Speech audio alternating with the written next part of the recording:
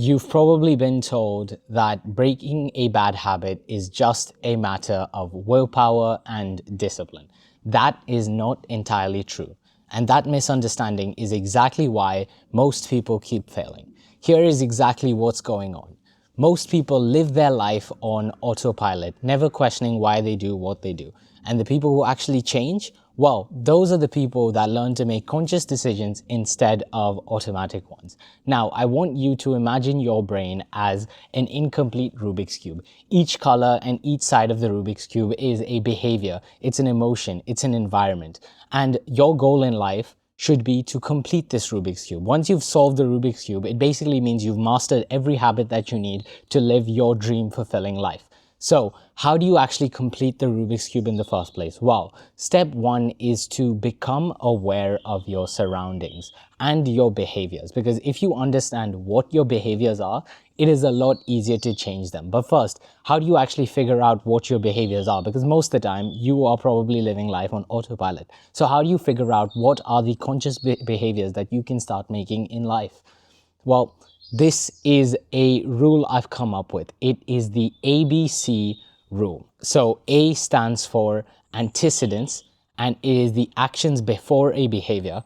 B is the behavior, and C is your consequence, the chance that a behavior happens again.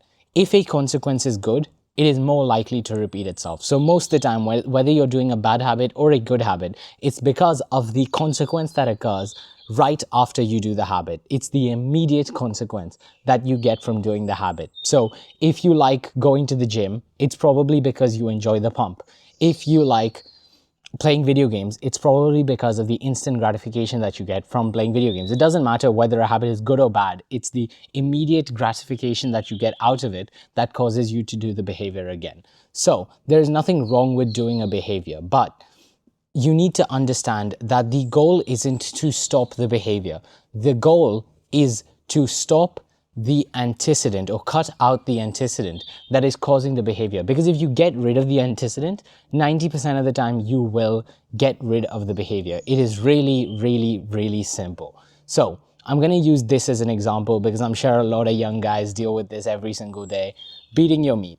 And the usual advice from people is, oh, start NoFap. NoFap changed my life. I've tried NoFap. I know millions of people who've tried NoFap and it never works. And the reason it never works is because you're not fixing the root cause of the problem. The root cause of the problem is that there are certain things that are causing you to want a fap. And I've just picked 3 things, but you could literally have whatever you think is causing you to have it. So figure out the antecedent. The most common ones are usually boredom, social media / website, a certain website that you use, or location or time. How do you get rid of that? Well, if you're bored, guess what? Do more fun things and problem solved. You will be less likely to fap.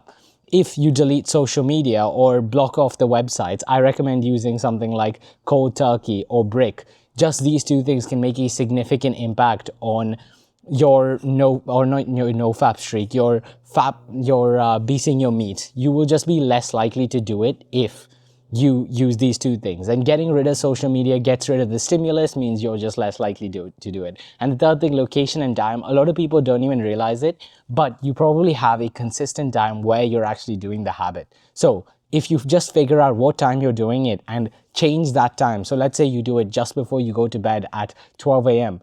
Well, guess what? If you go to sleep at 9 p.m., you're probably not going to do it just because you're going to be naturally tired, blah, blah, blah. It is a great way to do it. So yeah, I do recommend getting a brick or downloading the cold turkey software on your laptop or whatever, just because it does make you that little bit more consistent. Just because it is something that keeps you accountable to the goals that you've set.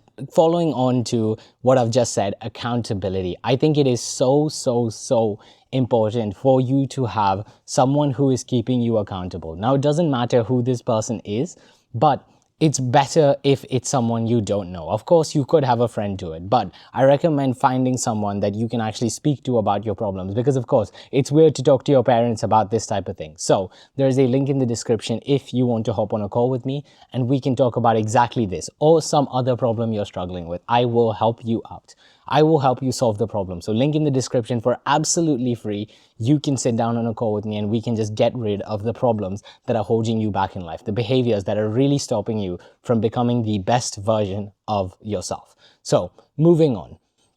Being conscious of the behavior is actually more important than the behavior in the first place. A lot of us, when we do bad habits, we feel bad about it. There is no reason to feel bad about doing a bad behavior because at the end of the day, we can get rid of it. It is not something that you're stuck with for the rest of your life. So please don't be ashamed of yourself for doing a behavior because guess it's really normal.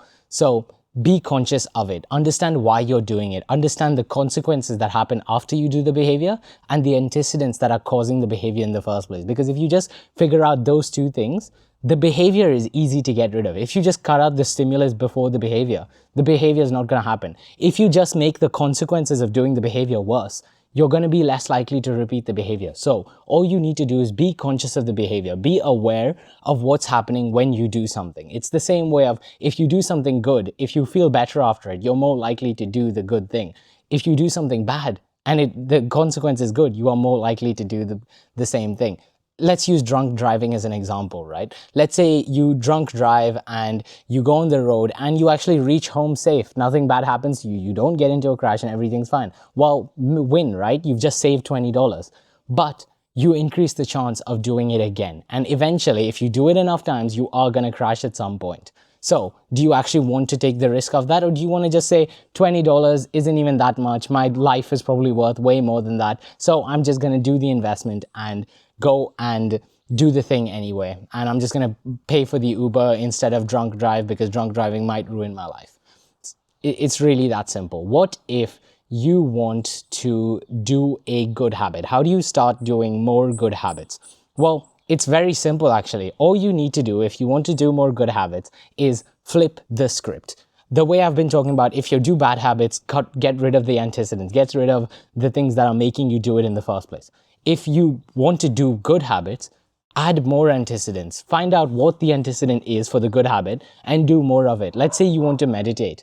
Well, what's the thing that's holding you back from meditating? Maybe it's setting the timer. Maybe it's having a comfortable, quiet environment. Whatever it is, if you just have it set up, you are more likely to meditate. It's the same thing. And you just need to make the consequence of meditating really good. Of course, a lot of meditation's consequences come way later. You're not going to really notice that your brain is a lot clearer until like 6 months from now when it actually benefits you. But you can have immediate stimuluses that do in fact help you to meditate more often. So find those stimuluses and it becomes infinitely easier to actually do the hard thing.